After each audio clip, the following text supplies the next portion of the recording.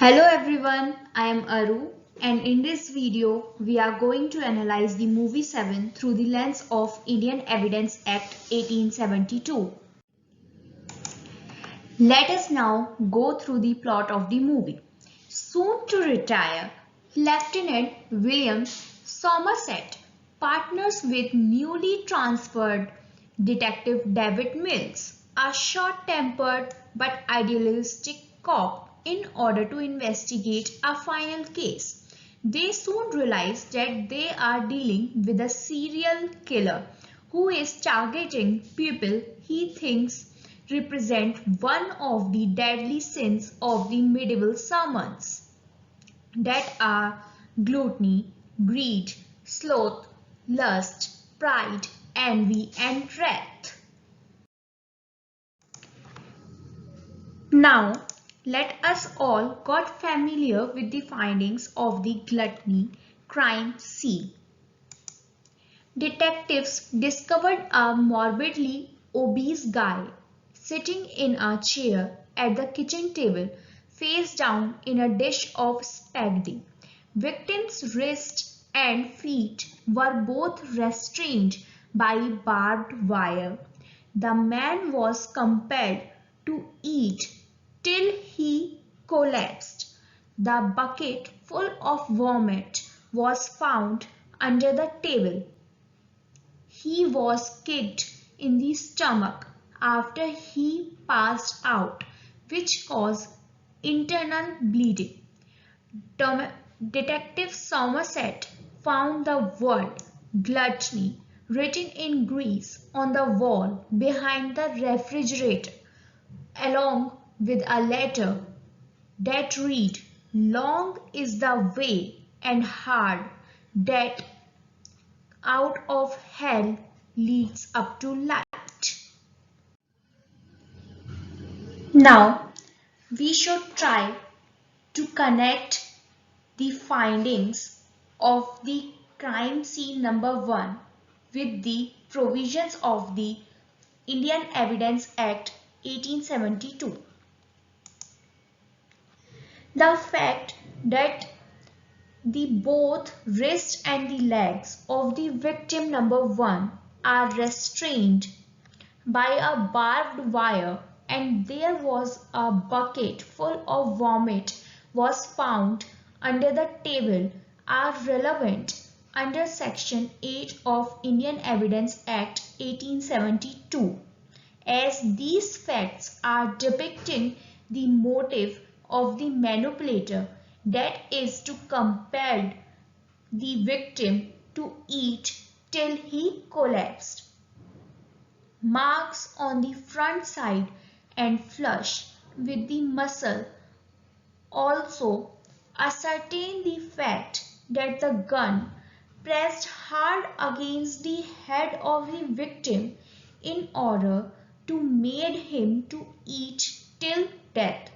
This fact is also relevant under Section 8 of Indian Evidence Act 1872, as it is depicting the preparation of the manipulator in order to achieve his goal. 2 grocery receipts was found by detectives at the crime scene are considered as the documentary evidence under Section 3 of the Indian Evidence Act, which leads to the conclusion that the manipulator was not in haste to kill the victim number 1. This fact may be presumed by the court under Section 114 of Indian Evidence Act, and it is relevant under Section 14 of Indian Evidence Act, as it is depicting the state of mind of the manipulator. The presumption that victim was compelled to eat till die was confirmed in the autopsy report. The court may rely on the findings of the autopsy report under Section 45 of the Indian Evidence Act that deals with the opinion of the experts. The fact that the word gluttony were written in Greece on the wall behind the refrigerator along with a letter is also relevant under Section 8 of the Indian Evidence Act 1872, as it is constituting the motive of the manipulator to create a masterpiece of 7 deadly sins of the medieval servants. When the detectives reached at the second crime scene, they discovered an infamous defense attorney handcuffed and kneeled on the floor of his office. A scale stood next to his body with a pound of flesh weighing on one side. They believe the victim was given a knife and told to remove 1 pound of flesh off his body. Greed was inscribed in the blood of the victim on the floor. 1 pound of flesh, no more, no less. No cartilage, no bone, but simply flesh. Merchant of Venice, the manipulator wrote on a letter left next to the body. Now, let's just try to connect the findings at the crime scene number 2 with the provisions of the Indian Evidence Act 1872. The fact that the victim was handcuffed and kneeled on the floor, it may be presumed by the court under section 114 of the Indian Evidence Act 1872, as it depicts the victim was compelled to remove 1 pound of flesh off his body. The fact that the word greed was inscribed in the blood of the victim on the floor is a relevant fact under section 108 of the Indian Evidence Act, as it is constituting the motive of the manipulator that he is preaching in order to doing the force attritions based on the 7 deadly sins of medieval sermons. The fact that there was a delay in finding the body of the victim also leads to the conclusion that the manipulator was not in haste to kill victim number 2 as well. It can be concluded that he was deploy an act that shows the psychological condition of the manipulator. That's why it is relevant under section 14 of the Indian Evidence Act 1872. Victim number 2 wife picture was found at the crime scene, which is a documentary evidence under section 3 of the Indian Evidence Act 1872. The interrogation of the victim number 2 wife leads the detectives to a painting which is upside down, and behind that painting, Detective Somerset found a swirl pattern which are not the fingerprints of the victim number 2 but the record lead to the Theodore Allen, who was previously charged for felony and a rape of a minor.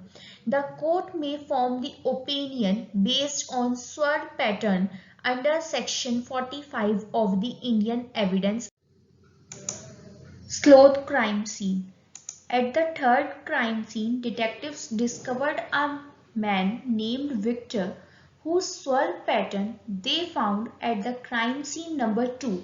Victim number 3 was tethered to his bed and struggling to stay alive.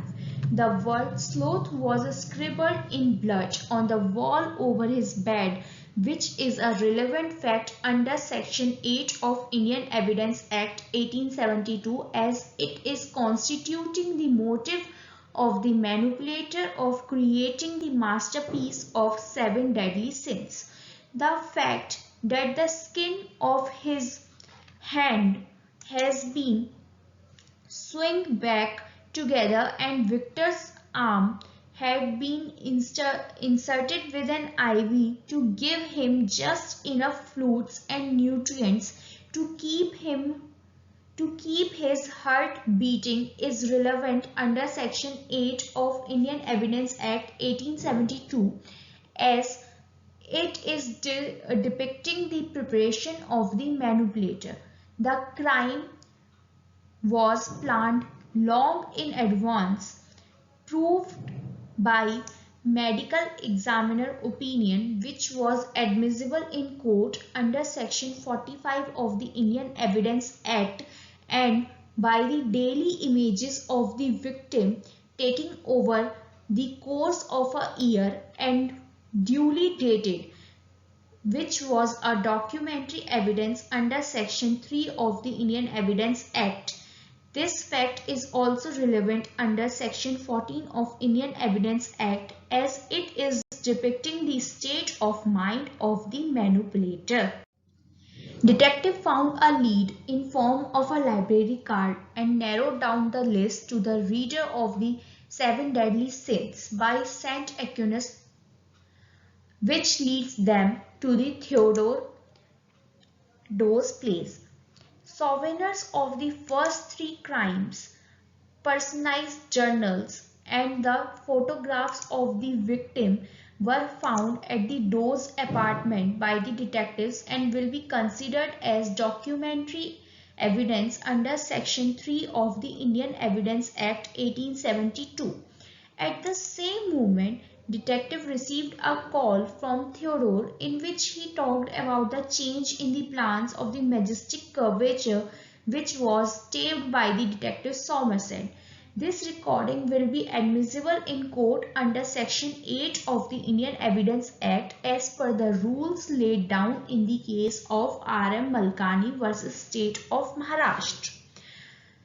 Here, Detective Somerset found a lead to a probable crime scene in a form of a 4th souvenir that leads them to the Wild Bill leather shop.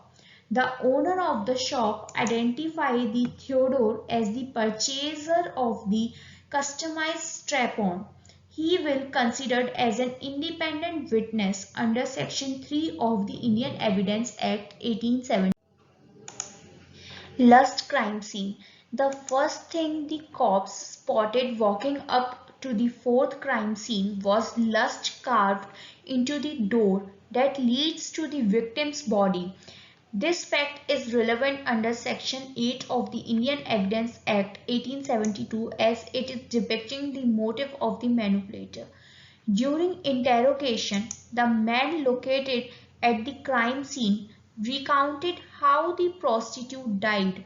He claimed that when he entered the prostitute room, the manipulator was already present at the scene. He said manipulator inquired if he was married, to which he was affirmative. The manipulator then forced the prostitute to sit on the bed while holding a gun in the man's mouth and forcing him to rape the prostitute with the lethal strap-on, which is a relevant fact under Section 14 of Indian Evidence Act 1872 as it is constituting the state of mind of the manipulator and as well as under Section 8 of the Indian Evidence Act as it is clearly depicting the motive and preparation of the manipulator, that is to prepare the 4th piece of his masterpiece of 7 deadly sins.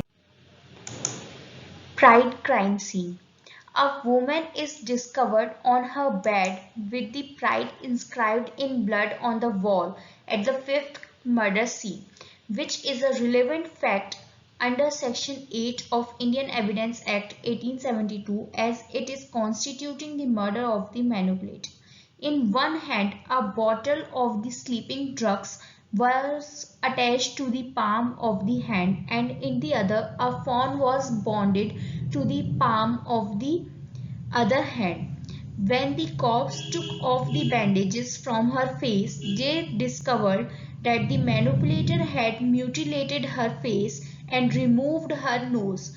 She could either ask for aid and live the rest of her life scarred, or she could put herself out of her torment situation. She has chosen the later one, which is a relevant fact under Section 8 of Indian Evidence Act 1872, as it is clearly depicting the motive, preparation and previous conduct of the manipulator. Though smeared in the blood of an unidentified victim, turns himself in as Somerset and Mills return to the police station. Blood labs were done on the blood of the clothes of the Theodore. Turned out the sample include the blood of three individuals. Theodore himself from slicing his fingers, from fifth victim and an unidentified victim, which are relevant under section 45 of the Indian Evidence Act that talks about the opinion of experts. Those agree to confess to his misdeeds if Somerset and Mills accompany him to a hidden place where the victims representing envy and wrath are lightly buried. Otherwise, he will plead insanity. One point is noted that confession of the Theodore before detective during investigation would not be admissible in court of law by virtue of section 25 and 26 of Indian Evidence Act 1872 until and unless it is made in the immediate presence of magistrate. So, Somerset is cautious but Mills concurs. Throughout the drive, Dawes proclaims his lack of remorse for his crimes and asserting that his victims deserve to die and proclaiming himself to be as a messiah selected by a higher force to awaken the world from its slumber, which is a relevant fact under Section 14 of Indian Evidence Act 1872, as it is constituting the state of mind of the manipulator. Envy crime scene. A delivery man arrives minutes after they arrive at the location. Somerset proceeds to stop the driver, who claims he was ordered to bring a box to their coordinates. At the end of the movie, when the manipulator is along with the young detective, he continuously tells Detective Mills how envious he is of his simple life with his wife Tracy. He goes on to tell Detective Mills that he was so desperate for his life that he returned home after leaving for work and tried to play house with his wife. He slides her head off when things weren't go as planned while playing home and experimenting with Detective Mills' life. Somerset opens the package and orders Mills to stay back in a panic while the manipulator continues to humiliate Detective Mills by repeatedly reminding him that he murdered his wife and unborn child.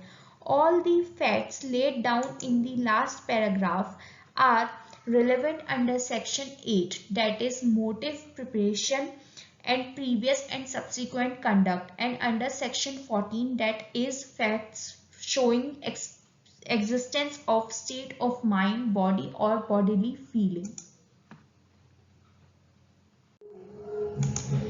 Wrath crime scene. The sin of wrath is inextricably linked to the sin of envy. The manipulator is inciting Detective Mills to shoot him while continuously telling him about the harm he caused to his wife and unborn child. Detective Mills is heartbroken and in fit of rage he shoots the manipulator in the head and then numerous times in the body. Relevant fact under section 14, that is fact showing existence of state of mind or bodily feeling. Despite Somerset warnings, an infuriated Mills plays the role of wrath and shoots Doe fatally and repeatedly, completing Doe's plan, and Somerset and the police captain stand by as Mills is escorted away.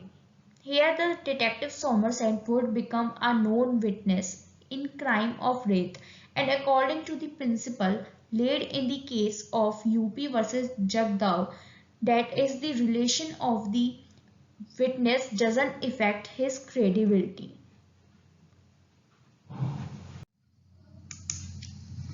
I have presented the evidentiary analysis of the movie 7 in this video.